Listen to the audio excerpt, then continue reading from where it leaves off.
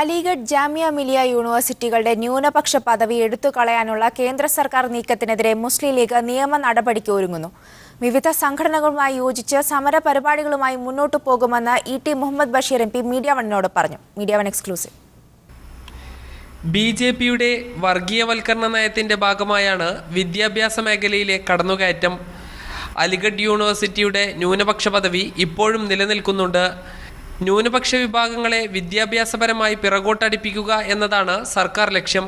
ഇതിനെ നിയമപരമായി നേരിടും.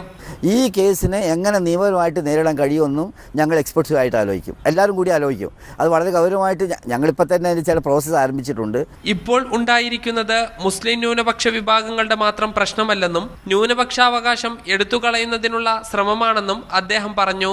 28-ാം തീയതി ഡൽഹിയിൽ യോഗം വിളിച്ചിട്ടുണ്ട്.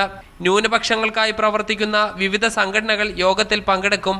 കോൺഗ്രസ് അടക്കമുള്ള UPA സർക്കാരിലെ മുഴുവൻ കക്ഷികളുമായും ഈ പ്രശ്നം ചർച്ച ചെയ്യുമെന്നും അദ്ദേഹം പറഞ്ഞു.